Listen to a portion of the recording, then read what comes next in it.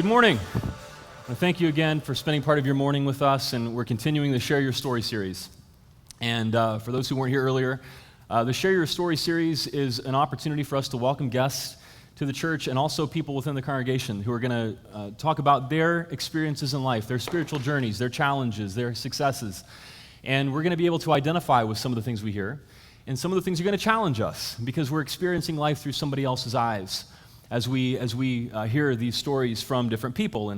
And last week we talked about how throughout Scripture we're challenged to be people who hunger and thirst for wisdom and understanding, to be able to understand the world we live in and why things are the way we are, and to live wisely, which is not just having knowledge, but knowing what to do with it, ways to live well. And part of that, having wisdom and understanding, is that the way we want to live our lives, according to Scripture, is as people who are concerned with doing what's right, doing justice in the world, doing what's right by everybody. We talked about things like advocating for the oppressed. And I mean, if you grew up the way I did, you didn't hear preaching like that a lot in churches. The Bible is full of those concepts. But in a lot of the traditions that I came from and some of my friends come from, the social gospel was not taught very much. It was more about personal gospel, be holy personally, but not really socially. But we're told to do that in Scripture. And in the Bible, one of the segments of society that is viewed as vulnerable and easily oppressed, and people that God looks after and that we want to look after, are children. Isn't that true? In our world, you think of war and violence and abuse and all these things, and children often are the invisible people in the world who bear the brunt of all of those things. But we're taught to look out for the least of these, including our children. So I think I've created a monster. Somebody asked me if my 4-year-old son was familiar with Star Wars. And I said no. Like, we had never shown him the movies or anything. And so I showed my 4-year-old son a clip from Star Wars this past week, and it is totally on now. Like, Star Wars, every minute of every day. And here's the thing, he doesn't want to be Luke Skywalker. He doesn't want to be on the good side. He wants to be Darth Vader. Or as he says, Dark Vader, even worse. You know what I mean? Sounds even more menacing. So we have these, multicolored drinking straws that Hannah picked up at a store somewhere, and he wanted a red straw, like Darth Vader's lightsaber. And I had a blue one or green one or whatever, and so we're fighting, and he keeps saying, "You have failed me for the last time." And so he wants to be Darth Vader for Halloween now. Like, oh boy, last year he was Captain Hook, so I've got a son who always wants to be the villain.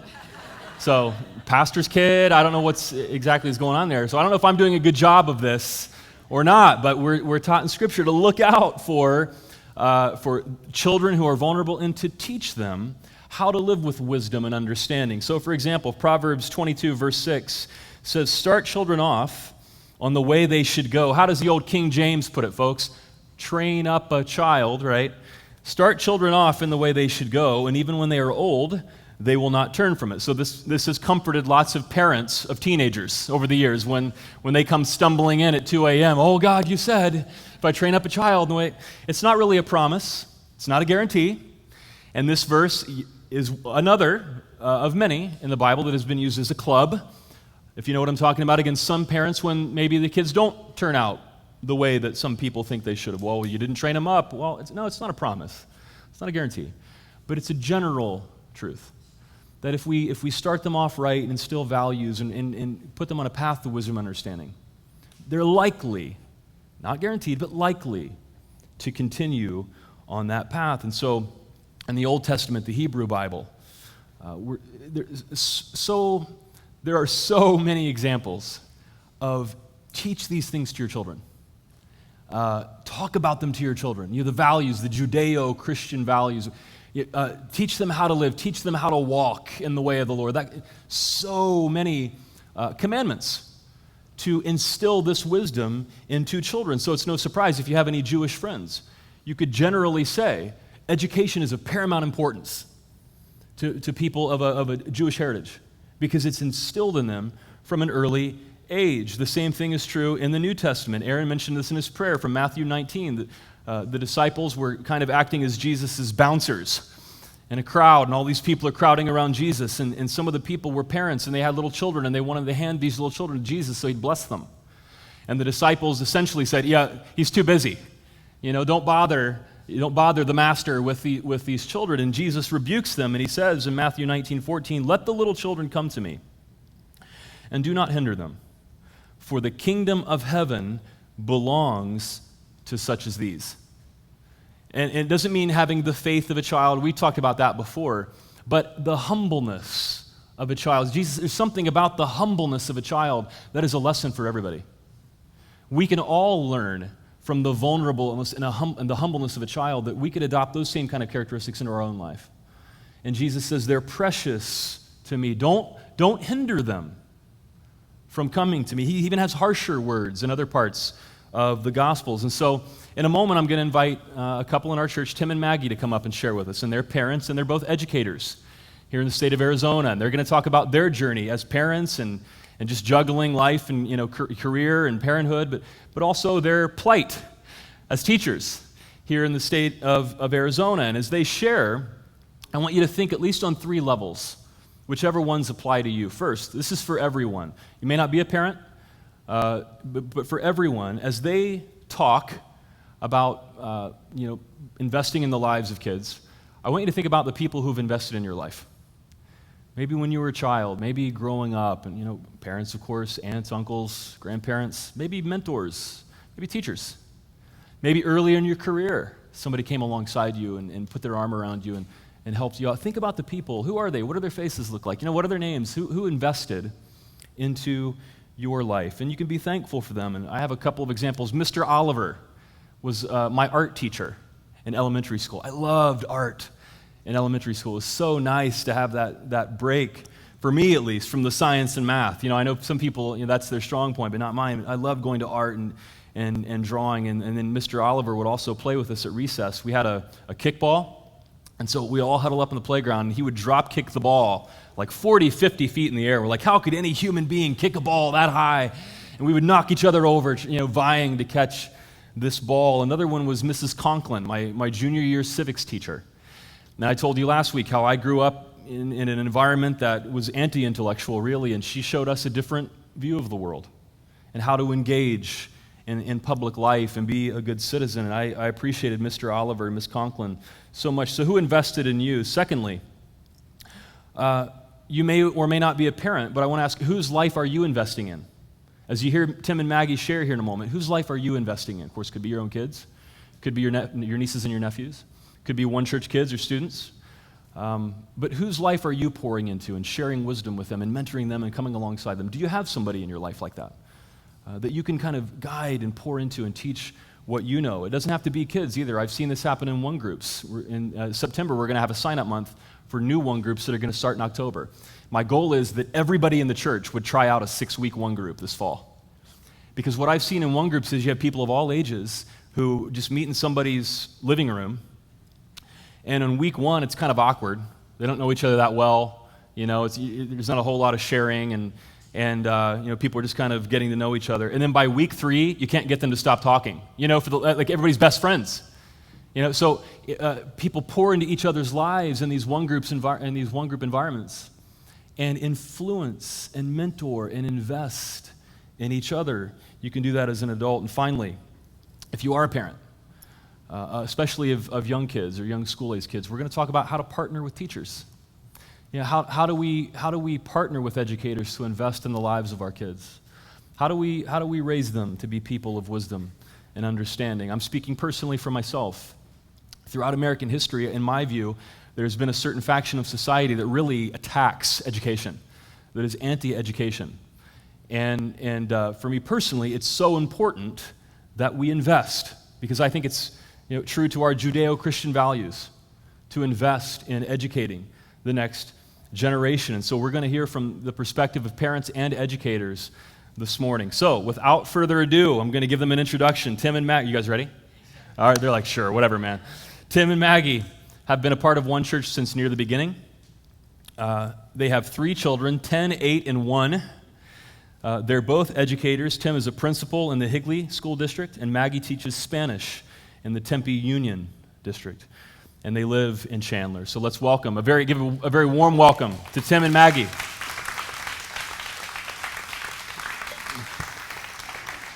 Come on up, guys. Here you go, Tim.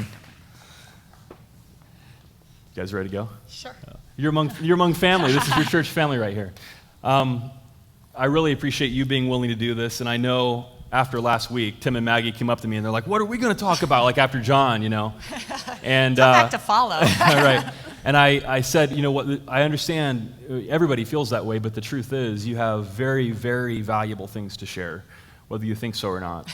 And I've already benefited from meeting with you and talking about these things as a dad, as somebody, a boy who just started preschool, the father of a son who just started preschool, and we're all going to benefit in many ways. So I want to thank you for being willing to do this. I know it's a little awkward and it's uncomfortable, but you're among friends. And so what I'm going to do is toss out these big, vague, open-ended questions.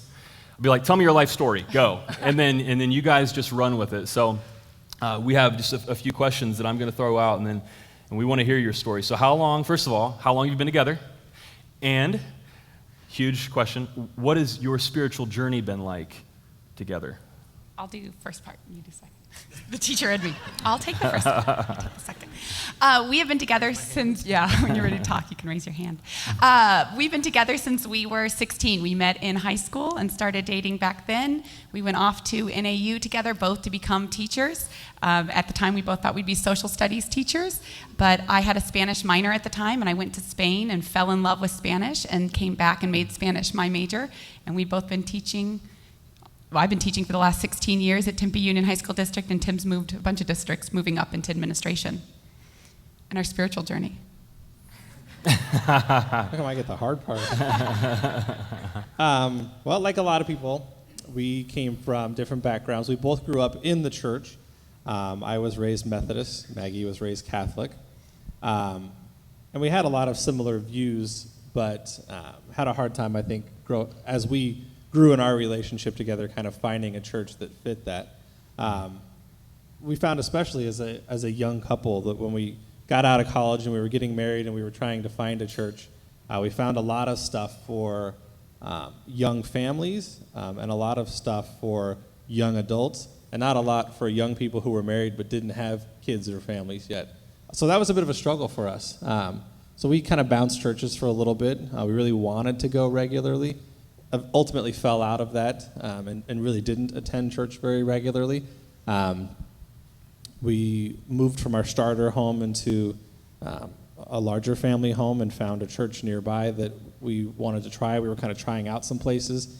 Found out that in one of those small world stories, good friends that we knew from college were attending church there, and thought, perfect, we know somebody. That's always the awkward thing of going in the door and no one there. And really found a church that connected to us for a number of years.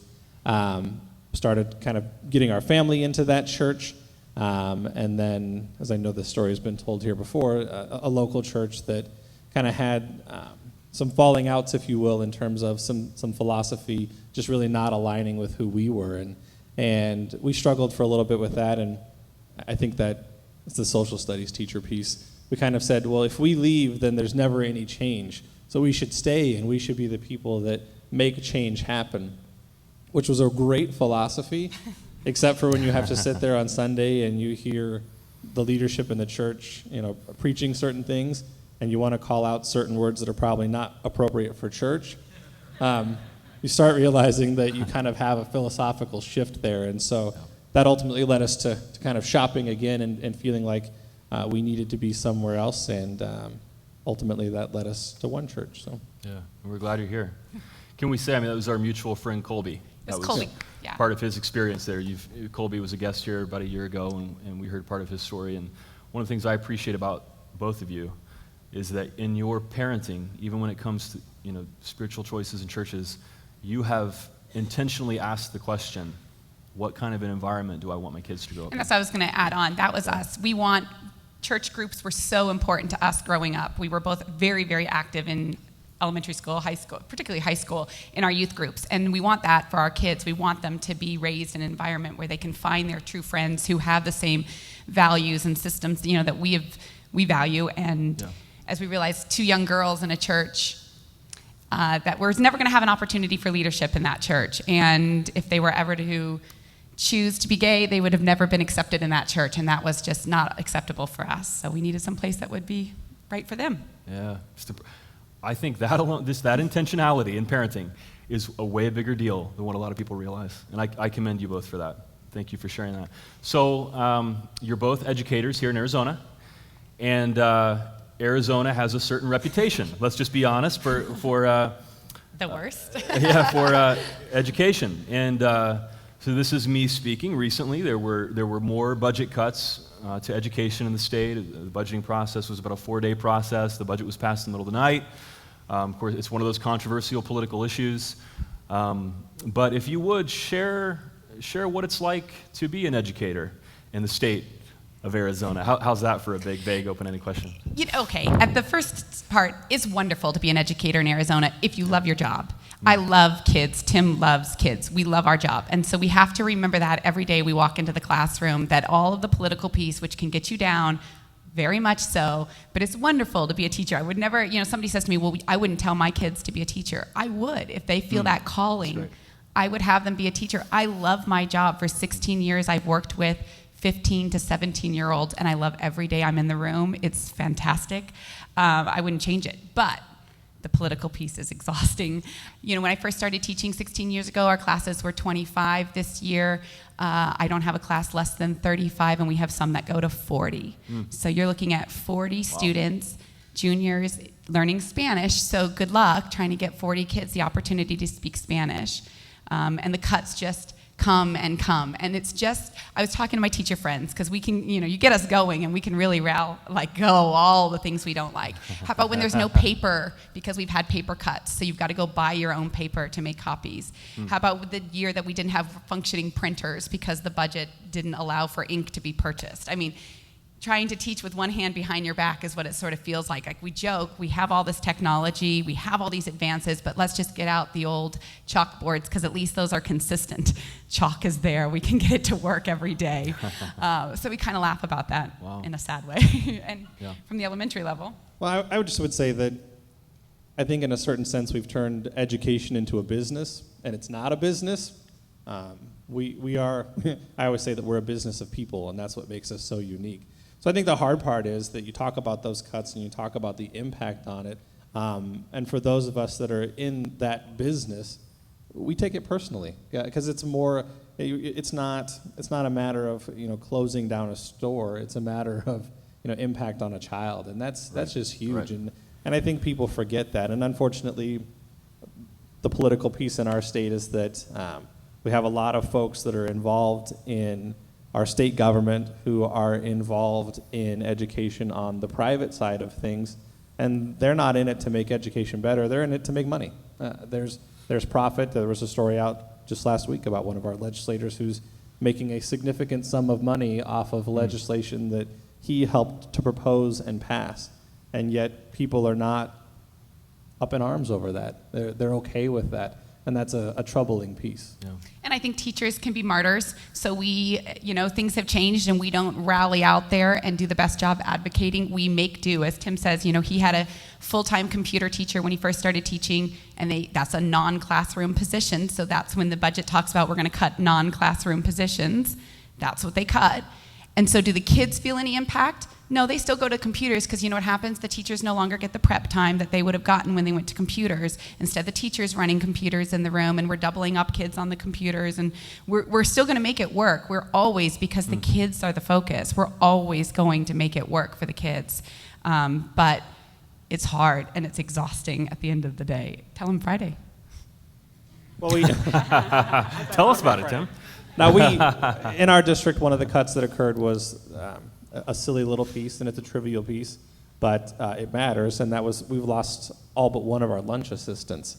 So the teachers are now covering the lunch recess on a rotating basis. So on an every other week basis, our teachers get literally one 15-minute break while the kids are in the cafeteria eating to run and scarf something down or stand there with the kids because it's easier. So we were trying to help out on Friday. We gave them a Kit Kat and told them to take a break, and we covered the lunch duty for 2 hours, and it was a swamp on Friday, so I'm surprised I'm still alive, but it's rough. We're making do, but it is tough. And I think that's what people maybe don't know. That's, I think, is you say our message here is maybe you didn't know that the teachers now get a 15-minute break from their elementary kids all day long. Well, and there are some override and bond issues, and in different districts here in the area. We have a lot of teachers in the church. Would you mind just for a second, if you're a teacher, or an educator in any way, would you raise your hand? Educator in any way, retired, current, educator in any way. Keep your hands up. We've got a few. Thank you. Can we thank them? And both of you talked about teachers going above and beyond, and trying to instill even values of serving with kids. Would you care to talk for a minute about that? Sure. I think, and I would say it's true of most educators, to be honest. Teachers feel a calling to teach. You certainly aren't in it for the money. And in the state of Arizona, certainly not for the respect that it's accorded. So you go in because you love it, because you love what you do. And so we may teach something, like I teach Spanish, and I hope the kids learn Spanish, but that's not what I'm there to do. I'm there to inspire them to continue their journey, but also to teach them. I feel it's my moral obligation to instill in them. That's my calling, to instill life in them. So through Spanish, I strongly believe in service, and so I have the students every year. We go to Mexico for a weekend and do mission work down there so they can use their Spanish skills, but also I teach in a fairly affluent school. Some of these students have not been out of the cul-de-sac of Ahwatukee, and they could stand to see that. So we go down there, and it is eye-opening for them. I mean, honestly, we had a woman one time so poor, 5 kids, she was like maybe 20, and she was trying to give us her baby to take back to the United States. Something I mean, wow. will never, ever, ever forget, nor will my students, because it was a level of desperation and that they had never seen before. And so that's what I want them to see outside of their world. We do with the Salvation Army once a year, we go translate for the Angel Tree program, so the kids go down there and use their skills. So for me particularly, I really feel the strong need. That's why I've been put in that classroom. Spanish is a great way to get into the door, but it's to show them more about life. Those are life lessons, wisdom and understanding. Very nice. Sam, as a principal, what are some of the ways you see teachers go above and beyond? Anything to say about that? Well, you've heard the adage, I'm sure, before, but it's definitely true that, and it's been, if you're a Facebook person, it's been on Facebook a lot lately, that any given evening or weekend, you'll find teachers working for free. And that's always amazing to me that we had a summer school program this summer, and it was like, beating wild animals back. Like, you can't have your keys yet, because they're desperate to get in there and get started and get things going for their kids. And this is weeks before anyone is getting paid to do the work that they're doing. But I think on an even more personal level, and Ryan and I got a chance to talk about this, I don't think people often understand what it is that the teachers give for their kids and some of the emotional pieces that they go through. I mean, a teacher's job, to a certain extent, it's an extension of being a parent. And just like you would be a parent to your child, and we try to protect our kids from all of the bad stuff in the world, we do that as educators as well. And it's an illustration, but it's a true one. We had a situation, unfortunately, this week at our school where we're working with a fifth and a first grader whose father took his own life on Tuesday. So meeting with those kids and those teachers and trying to provide normalcy for 2 kids who are going through a horrific segment in their life. And the sad thing is, I would tell you, that's not a very unique story. Those types of things are occurring all the time from what's happening with utilities being shut off to personal family situations and divorces and domestic violence and just terrible stuff. And the thing is that 24 out of 25 kids in that class don't know that's going on because that teacher's doing their job. They're protecting that one child. So, teachers give a lot. And I think that's where, as I kind of swing into the political end of things, I think that's where we've begun to lose people because I think teachers are willing to do that because they love what they do with a moderate amount of appreciation. But the moderate amount of appreciation has almost declined to the opposite of appreciation and distrust to a certain extent.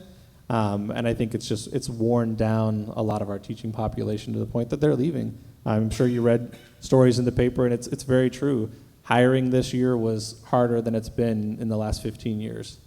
just to find quality people out there, because folks aren't going into education right now. That's important for us to know. One more question about education. How can parents, and this is for those of us who are the parents of young kids or who are going to be, how can parents partner with teachers to give our children wisdom and understanding and start them off on the right course? What does that look like? Well, I think there's multiple levels. I think in the most simplistic sense is just to appreciate what they do. And I think I had this conversation with our PTO president, and she said, what can we do for teachers? We can put on this luncheon, we could do this, we could do that. And I said, you're overdoing it. It's far more simple than that. People just want to feel good about what they do. Take the time to come in on a personal level and say thank you for what you do. It's not the fact that it's a $25 gift card instead of a $5 gift card, or a cup of coffee and a donut on a Friday. It's not the value dollars and cents wise. It's the fact that you did it personally, that you really shared that with them. And then obviously on the grander scale, I hate to get political in church, but there's a need for support. There's a need for support when it comes time for elections and how we support our teachers. I think it's one of those things where we talk a lot about giving and being Christian, and I think it's interesting that folks, I guess in my mind, I almost see that we have folks who are willing to stop their car at a street light where someone has a sign and hand them a few dollars, and then go to a poll and check a box that says no when it means giving to schools. And I struggle with that, because I think, it's about giving to those kids, and it's about those stories that are there. And there's a reason in Arizona that we've had such an increase, and we're one of the strongest in the nation with the private school movement. And I think in a frightening sense from a public educator's standpoint, we're moving into a system of haves and have-nots. And I'll tell you that when you see those beautiful there's one just down the street here, those beautiful private schools going up, it's not the have-nots that are going to those schools. It's not providing opportunities to kids for an advancement. It's those that already have some pretty nice opportunities are getting even nicer opportunities. And then once those kids are out of those schools, those folks are going to the polls and they're checking no because they don't need it for their child, and that gap is getting wider. And that's a scary thing, I think, for society as a whole. Yeah. We are big advocates for public education, obviously, and I feel like we're dismantling public education brick by brick in the state of Arizona, and we are, in essence, segregating our schools through those who can choose to find other options and those who still have. And the United States is one of the few school systems in the world that educates everybody. You live in our boundaries, we take you. No matter where you are at, academically, socially, financially, we bring you in and we treat you all the same, and we do our very best to bring you up to the highest ability that you have. And that's a sad thing, when they compare us to schools around the world. Those are tracked programs. Germany tracks their kids. They take tests, and those who are academically gifted move into a higher track, and then we compare our schools to that, and it's just a shame. And they use that then against us in public education to say that we're not performing, we need more privatized education, it needs to be taken over, someone knows better than we do what we're doing. And it's a different system. It's apples to oranges when you're looking at it like that. And it's just so important. I asked my teachers, I have 14 teachers in the foreign language department that I oversee as department chair, and I said, if I could tell anybody, what would you want? And they said, respect. We just want a little bit of respect for what we do. We feel like it's the job that doesn't get any respect. You don't go around and question your surgeon. You don't ask them, are you sure that that's the right decision? And teachers make mistakes. We are human. We make mistakes. But to come into so many meetings where we're the bad guys off, and we've got to try and show where we didn't make the mistakes this time, that's the part that wounds teachers, because they know how much they love their kids, because they're dealing with kids whose lives they're touching every single day, and it's insulting to them to have someone come in and say, you don't know what you're doing. So it's hard. Yeah. What about when my little Johnny gets a B on the paper? Who's to blame for that, right? Yeah. Well, according to most parents, it's the teacher. It's mine, right? It's my fault. We like to joke about that we both grew up in those households that were sort of the classic, where I can envision my father saying, the principal called and they said you did A, B, and C, and I'd say, that's not true. And my father would have said, it doesn't matter. The principal called and said, so either you did it or you did something that made you think they did it, which was close enough. And I think it's not for that blanket piece to say, believe everything a teacher says, Sure. but, We make just mistakes. more to have that respect that when you look at the dollars and cents of it, no one got into this job. And I often will put it this way to parents, which usually shuts them back down when I say, do you really think that teacher woke up this morning and thought, here's how I'm going to mess with your kid? That doesn't happen. I hope And, to give him a B. Let's see. as Can Maggie I said, manipulate? we make mistakes in there, but we get up with the best intentions, and so you have to kind of take that perspective of, wait a minute, what happened? Explain to me, could it be done a different way? And I think the sad thing is that's what we're teaching our kids. We're teaching our kids that that's how you deal with it. At the principal level, you call the news station. That's if you're upset, or you go to the superintendent and you scream and shout and throw a tantrum, and then you can get what you want. So then, when the child has to deal with the teacher, and we're trying to teach them respect, then they say, "Well, I'll just tell my mom, and she'll call somebody." And kids don't really learn that way how to manage. We've always held true to the philosophy of, we're both educators, we're both involved in the system. I don't pick the teacher for my children. Let the cards fall where they may. They've gotten some wonderful, some not as wonderful. I think we've really been blessed overall, but my kids have learned how to deal with different personalities, and they've learned what the That's a good real point. world looks like. Oh, and That's a good point, yeah. Last week I had 6 phone calls that parents wanted their kids out of that teacher's class. They'd been in there 2 days. Wow. So how do you even know? Give them a chance. And moreover, even if they really are not a personality match, life is not all a personality match. When you go into the workplace, you won't get a boss that is a perfect match to you every single time. So a life lesson is to learn to deal with that person with a smile on your face and get through the year as best as you can. So, but it's very much the demand, the phone, like they have to be moved now. Yeah, sure. So it's a partnership. There's a It give and is. take. There's a respectful discussion. And we hope the same thing is true for church as well. I mean, our idea behind One Church Kids and Students is we want to partner with parents and resource parents to help them have spiritual discussions with their kids around the dinner table as well, not just for an hour every week. So we need a partnership for our children, right? Final question, just about personal lives, because you're very, very busy people. And if you noticed in my introduction, their kids are 10, 8, and 1.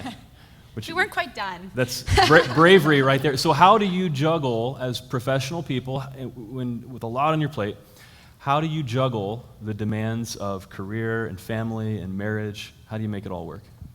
It's exhausting. It's hard, right? But you put your time and effort what you love. And I think it's so hard for teachers sometimes, because teachers sometimes, I have to always tell my teachers, go home to your family. I know you love these kids, but you also have a family at home to take care of. So you got to know that you give everything you've got, and then when the day is over, as best as you can, you try and leave that there so you can go home and give everything you've got to your family at home. But we try and just spend a lot of family time together. Family time is very important for us. We're always planning on our vacation times that we can spend together. And we have a wonderful family that helps us out immensely. Grandparents out there in the world. Thank God for grandparents, Thank right? God for grandparents. That's right. Anything to add to that, Tim? No, I mean, I think she said it well. I think we try to practice what we preach in that regard. Yeah. We try to make sure that we get into the classroom, and I think Maggie mentioned that word martyr. I think sometimes we're martyrs as educators we're afraid to step away, and sometimes we have to step away. And I had told Ryan that a couple of years ago, I went on a field trip with my daughter's school, and it freaked her teacher out that a principal was coming on the field trip. She's like, doesn't the school need you? And I'm like, they're all right, trust me. It's one day, it will be okay. So, and we try to be parents too. Yeah. I want to thank you both for being willing to share. It's not easy to do. There is opposition in some ways, and you're painfully aware of that, but I appreciate you being willing to speak out. And if you would, I want you to stay seated here for a second, and we have lots of other educators here in the room. And I want to talk about something that we can do as a service project here in the month of August. We have a graphic that says thanks on it. And we want to be a church that serves. We've started now serving at the Chandler Christian Community Center the third Friday of every month, Andre House the fourth Saturday of every month, which Maggie put together, by the way. That you are our connection to Andre House. Thank you for that. And this is another way to serve here at the beginning of the school year.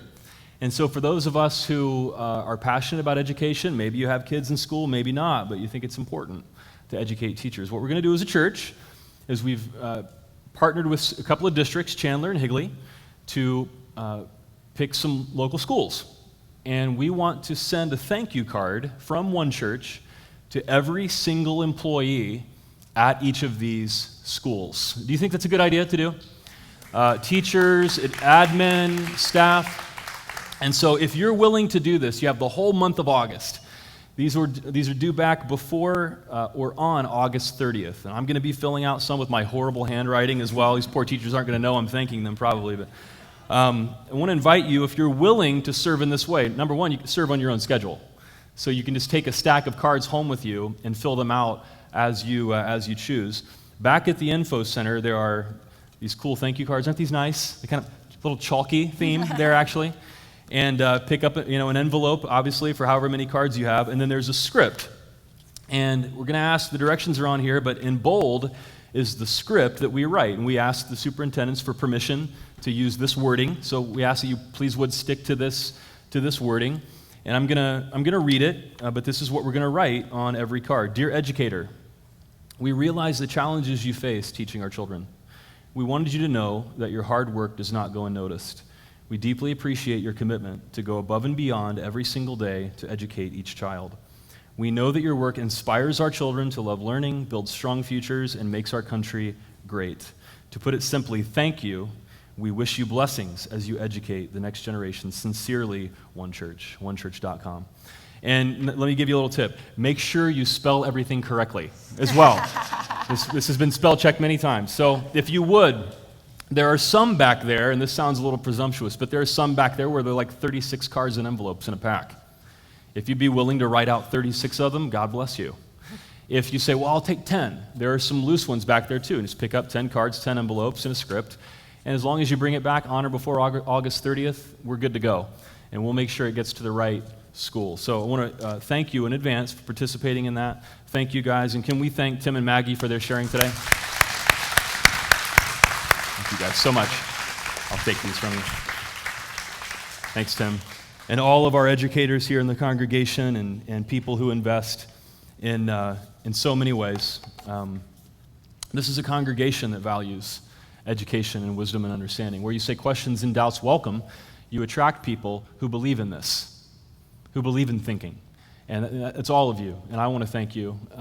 In closing here before I pray, I just want to tell you I've had lots of conversations about this church with people here in the community and even, truthfully around the country, people who watch and know about us. And one of the things I always say, and I mean this from the bottom of my heart, every Sunday morning when I watch people walk into this church service, I am proud to be a part of this church. And that's because of you and what you believe in. So I want to thank you for being a part of it.